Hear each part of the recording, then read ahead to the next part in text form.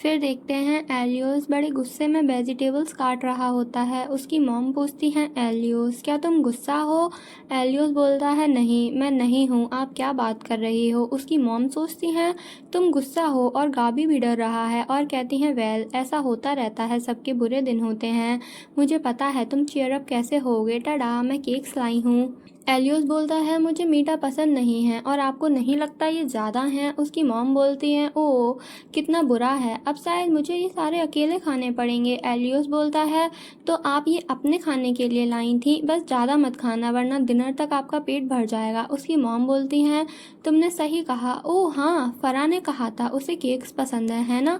तुम उसे डिनर के लिए इन्वाइट क्यों नहीं करते?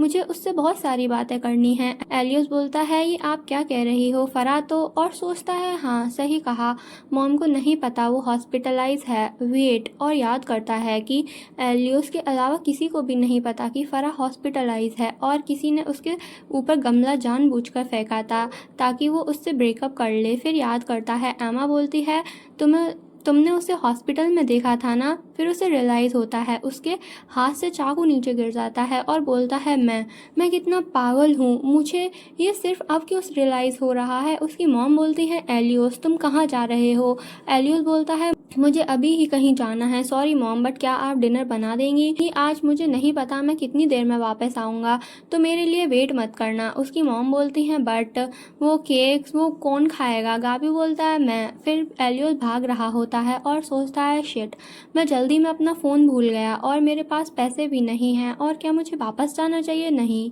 मैं आधा रास्ता आ चुका हूँ। फिर याद करता है जो सब उसने एमा से बोला था और सोचता है, मैंने उससे ये सब बोला था, क्या हो वो फरा के साथ कुछ बुरा कर दे।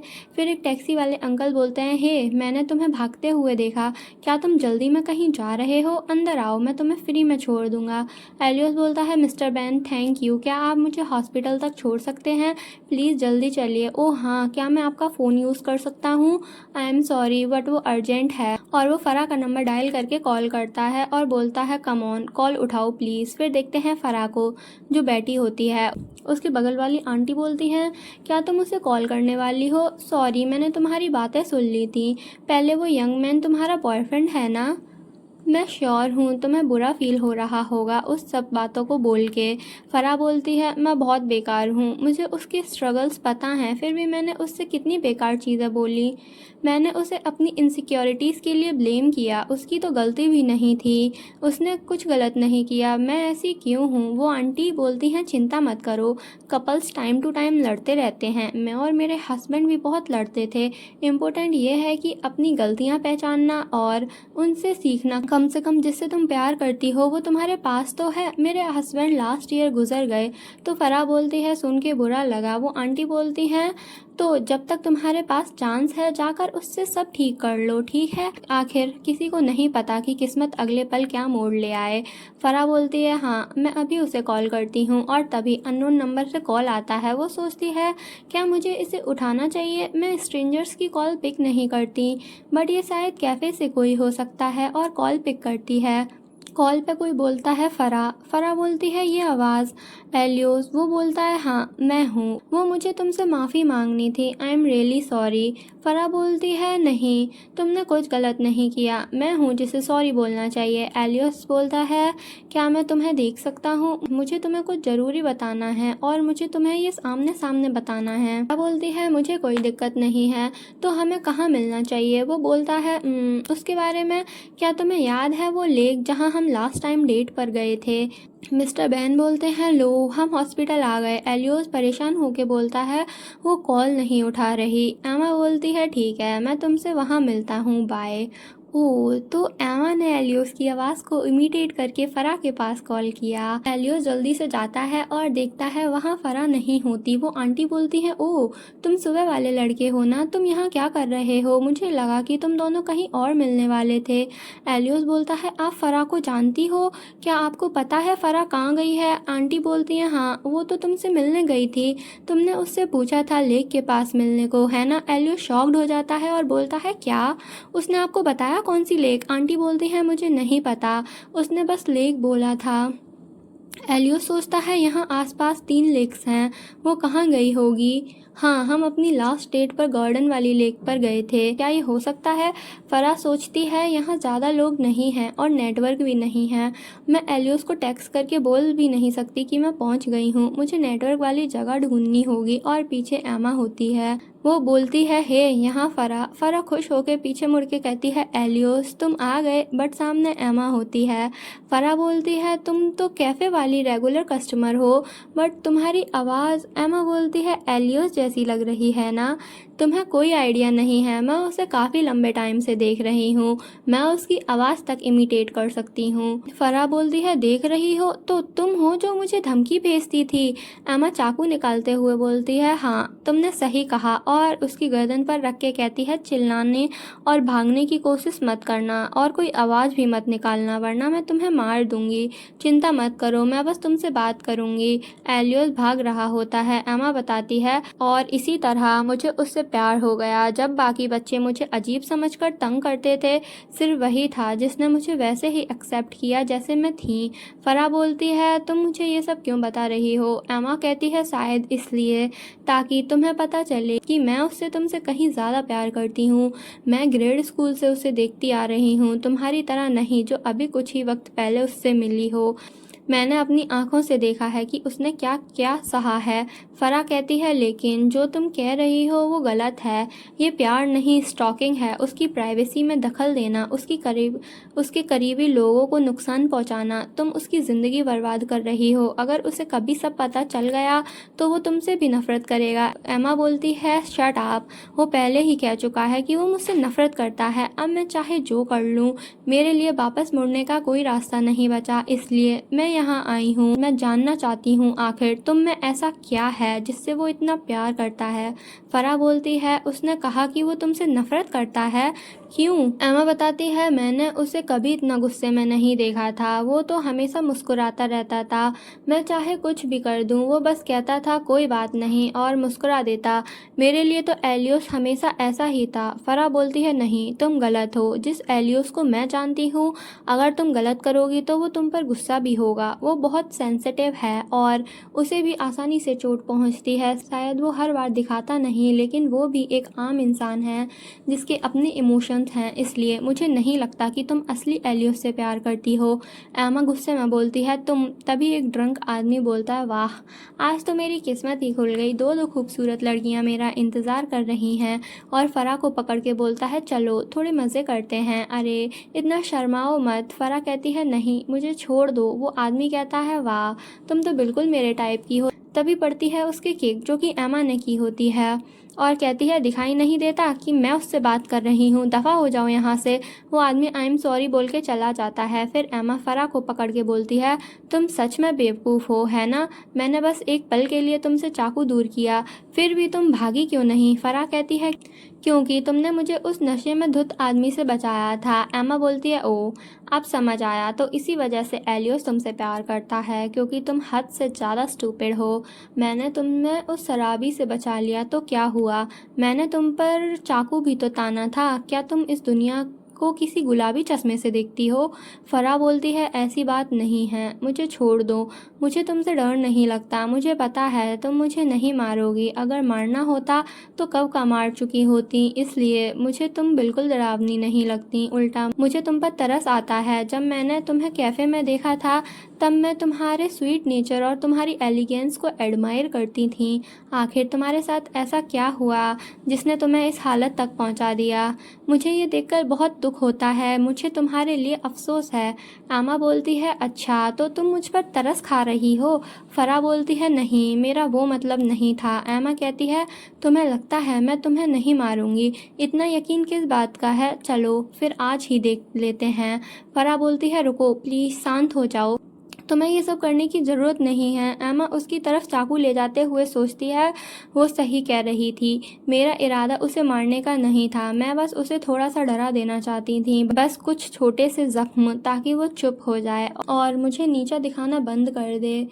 लेकिन उसके बाद जो हुआ वो पूरी तरह मेरे काबू से बाहर था। और देखते हैं एलियोस फरा को धक्का दे देता है और एमा उसके चाकू मार देती है। फरा देखती है एलियोस के चाकू लग गया होता है और वो ज़मीन पर गिर जाता है। फरा चिल्लाती है, एलियोस, एलियोस तुम यहाँ क्या कर रहे हो? एलियोस तुम यहाँ क्यों आए? तुम ठीक हो? मुझे आंसर दो। एमा ज़मीन पर गिर जाती है। एलियोस बोलता है, फरा तुम क्या कर रही हो? भाग जाओ यहाँ से। फरा बोलती है, तुम ये क्या बोल रहे हो? मैं तुम्हें यहाँ कैसे छोड़ के जा सकती हूँ? एलियोस बोलता है, इडियट, भाग जाओ यहाँ से। फरा बोलती है, ऐसे ही रहो तुम ब्लीड कर रहे हो, और रोते हुए कहती है, प्लीज़ प्लीज़ थोड़ी देर और, मैं एम्बुलेंस को कॉल करती हूँ। और सोचती है, डैम इट, यहाँ नेटवर्क नहीं है। और बोलती है, हे तुम, मैं हेल्प लेने जा रही हूँ। जब तक मैं यहाँ नहीं हूँ इस कपड़े को जख्म के पास लगा दो ताकि खून निकलना बंद हो जाए जल्दी। एमा कपड़ा पकड़ लेती है। फरा जाते हुए कहती है, मैं जल्दी ही वापस आऊँगी, उसे तब तक जगाए रखना। फरा भाग रही होती है। कम ऑन, ये स्टूपिड फ़ोन, और चिल्ला के बोलती है, यहाँ कोई है? कोई प्लीज़ मेरी हेल्प करो, कोई मर रहा है। तभी सामने से गाड़ी आ जाती है। फिर देखते हैं एलियोस को जो खून खांस रहा होता है। एमा बोलती है, I am sorry, I am really sorry, मैं कसम खाती हूँ मैं उसे मारने नहीं वाली थी, वो सिर्फ एक गलती थी, मुझे फ़र्क नहीं पड़ता अगर तुम मुझे कभी माफ़ ना करो, बट प्लीज़ प्लीज़ ज़िंदा रहना एलियोस। एलियोस कहता है, हे हम पहले मिल चुके हैं ना, मेरा मतलब जब हम छोटे थे, जब हम पहली बार कैफ़े में मिले थे, मुझे तुम जानी पहचानी लगी, तुम वही हो ना, मिस्टर बैरिंगटन की बेटी? एमा बोलती है, तो तुम्हें इस पूरे टाइम पता था कि मैं कौन हूँ? एलियोस बोलता है, नहीं, लेकिन अब जब मेरी पूरी ज़िंदगी मेरी आंखों के सामने गुजर रही है, मुझे सब कुछ याद आ रहा है। जब हम उस दिन मिले थे, उस वक्त तुम मुझसे क्या कहना चाहती थी? एमा बोलती है, हैप्पी बर्थडे। एलियोस कहता है, समझ गया। डैम, अब जब मुझे पता चल गया है कि तुम वाकई कौन हो, तो मैं तुमसे नफ़रत भी नहीं कर सकता हूँ। एमा बोलती है, क्या मतलब? और देखती है एलियोस मर जाता है। एमा बोलती है, एलियोस, और चेक करती है, बट वो सांस नहीं ले रहा होता। और सोचती है, इसकी पल्स भी महसूस नहीं हो रही हैं, बिल्कुल उस दिन की तरह। और वहाँ से भाग जाती है और एक जगह आके सोचती है, जब मैंने इन्हीं हाथों से उसे चाकू मारा था, अभी भी मुझे महसूस होता है चाकू का उसकी बॉडी में घुसना, और ये उसका खून। फिर वो ग्लव्स फेंक के भागते हुए एक जगह आके सोचती है, अब मैं क्या करूं? डैड की तरह ये भी हमेशा के लिए चला गया, अब ये कभी वापस नहीं आएगा। काश मैंने ये सब ना किया होता, काश मैं उससे मिलने ही ना गई होती और हमेशा की तरह बस दूर से ही उसे देखती रहती और याद करती है। फरा बोलती है, तुम उसकी ज़िंदगी बर्बाद कर रही हो, और रोते हुए सोचती है, ये सब मेरी ही गलती है, और वहीं पर गिर के बेहोश हो जाती है। फिर वो आंखें खोलती है। उसकी आंट बोलती हैं, ओह आखिर तुम उठ गई, अब कैसा लग रहा है? तबीयत ठीक है? एमा पूछती है, क्या क्या हुआ था? आंट कहती हैं, तुम्हें बहुत तेज़ बुखार था, तुम पूरे 3 दिन तक सोती रहीं, एक पड़ोसन ने तुम्हें बारिश में घर के बाहर बेहोश पड़ा हुआ देखा था। अच्छी बात ये थी कि वो तुम्हें पहचान गई और तुम्हें घर ले आईं। उस रात तुम गई कहाँ थी? ऐसा क्या हुआ था जो तुम उस हालत में बेहोश पड़ी थी? एमा बोलती है, क्या मैं, और याद करती है, बट उसे सब ब्लर दिख रहा होता है। तभी उसके सर में दर्द होता है। आंट बोलती है, एमा, क्या अभी भी तुम्हारे सर में दर्द हो रहा है? एमा बोलती है, कितनी अजीब बात है, उस रात मैं गई कहाँ थी, क्या कर रही थी, मुझे कुछ भी याद नहीं आ रहा। आंट बोलती है, क्या तुमने सब पैक कर लिया? एमा बोलती है, हाँ, मेरे पास ज़्यादा सामान नहीं था। आंट बोलती हैं, ओह हाँ, ये लो, इससे तुम हमसे आराम से बातचीत कर सकती हो, ये भले ही ओल्ड मॉडल है बट अच्छे से काम करता है। एमा सोचती है, मैंने सब प्रिपेयर कर लिया है जो मुझे कल जाने के लिए चाहिए, तो अब मेरे पास बहुत सारा टाइम है। मैं वैसे इस टाइम क्या करती थी मुझे याद क्यों नहीं है। फिर कुछ ब्लर दिखता है, फिर उसका सर दुखने लगता है और सोचती है, अजीब है, सिर्फ मेरा सर ही नहीं दुखता, मुझे सफोकेशन भी फील होती है, ऐसा लगता है जैसे मैं कुछ ज़रूरी चीज़ भूल रही हूँ, मुझे बहुत खाली फील हो रहा है। फिर एमा अपने न्यू रूम पे आ जाती है और बेड पे लेट के सोचती है, अब मुझे अकेले रहना है। ये कमरा काफ़ी स्पेसियस फील हो रहा है, कितना शांत है। अगर मुझे फ्यूचर में अच्छी सैलरी वाली जॉब चाहिए तो कम से कम डिग्री तो लेनी ही पड़ेगी, लेकिन यूनिवर्सिटीज़ की फ़ीस इतनी महंगी है। ओह, इस यूनिवर्सिटी में अच्छे ग्रेड्स वाले स्टूडेंट्स के लिए स्कॉलरशिप भी मिलती है, अगर मैं दिल लगाकर पढूं तो शायद मुझे मिल जाए, चलो देखते हैं। हैं, अलाउंस से फ़ीस भरनी होगी, फिर हर महीने के खर्चे भी हैं। मुझे जल्दी से कोई पार्ट टाइम जॉब ढूंढनी पड़ेगी। अचानक अपने फ्यूचर को लेकर बहुत एंग्जाइटी हो रही है।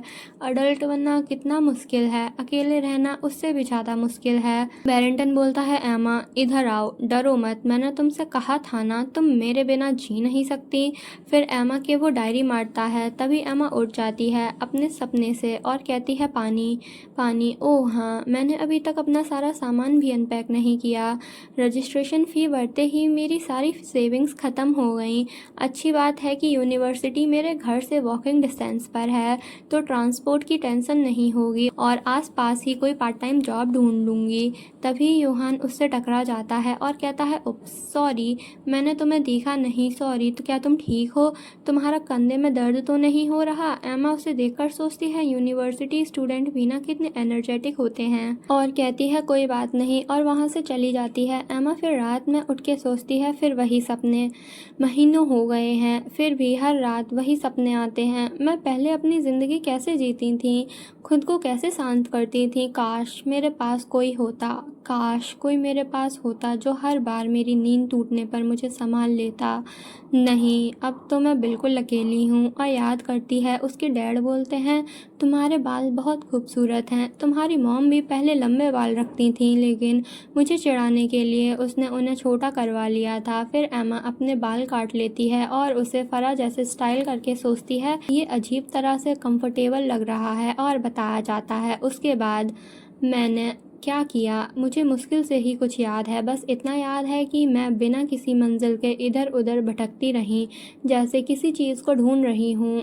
फिर एक जानी पहचानी खुशबू मुझे एक कॉफ़ी शॉप तक ले गई। फिर वो अंदर जाके मेन्यू देख के सोचती है, ये बिल्कुल डेजा व्यू जैसा लग रहा है, और ऑर्डर देती है एक हॉट लाटे। और बताया जाता है शायद ये सब मेरी अकेलेपन की वजह से था। कोई बोलता है एमा का ऑर्डर, और बताया जाता है कि लेकिन मैं सच में चाहती थी कि कोई मेरे साथ हो। एमा सामने देखती है तो सामने एलियोस होता है और बोलता है, अपनी कॉफ़ी इंजॉय कीजिए। और बताया जाता है, और फिर मैंने उसकी हेलुसिनेशन देखना शुरू कर दी। और प्रेजेंट टाइम में एमा ये सब याद कर रही होती है और रोते हुए कहती है, मैं कितनी घटिया हूँ ना, मैंने उसे मार दिया, और तो और उसके बारे में भूल भी गई। मैं अपनी लाइफ ऐसे जीने लगी जैसे कुछ हुआ ही नहीं था। मैंने तो तुम्हारा यूज़ अपनी इमेजिनेशन में भी किया ताकि मैं अकेली फील ना करूं।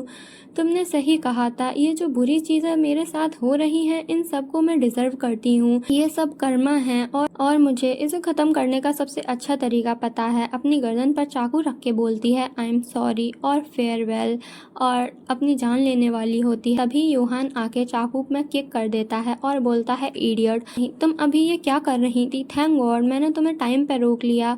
क्या तुम पागल हो गई थी? एमा रोते हुए कहती है, हाँ मैं हो गई थी, मुझे मत रोको, मैं ये सब डिजर्व करती हूँ। मुझे इसे 1 साल पहले ही कर लेना चाहिए था। योहान बोलता है, अपनी जान ले लेने से सब ठीक नहीं हो जाएगा। एमा कहती है, तो तुम्हें क्या लगता है मैं क्या करूँ फिर? अगर मैं जीती रही तो मैं अकेली ही रहूँगी। मुझे हमेशा याद आता रहेगा कि मैं कितनी घटिया इंसान हूँ। मैं अपने गुनाहों का प्रायश्चित करना चाहती हूँ, लेकिन मैं अपनी पूरी ज़िंदगी जेल में अकेले नहीं गुजारना चाहती। मैं कितनी सेल्फिश हूँ, है ना? इसलिए मुझे बस मर जाने दो, शायद इससे मैं थोड़ी खुश हो जाऊँ। योहान बोलता है, एमा मेरी बात सुनो, जब तक मैं जिंदा हूँ मैं तुम्हें अपनी जान नहीं लेने दूंगा, और मैं कसम खाता हूँ मैं तुम्हें जेल में भी कभी अकेला नहीं छोड़ूंगा। एमा बोलती है, तुम हो कौन? योहान कहता है, मैं कह रहा हूँ मेरे साथ चलो, हम दोनों यहाँ से भाग चलते हैं। और ये पार्ट यहीं पे ख़त्म होता है। मिलते हैं नेक्स्ट पार्ट में, तब तक के लिए bye bye, thanks for watching.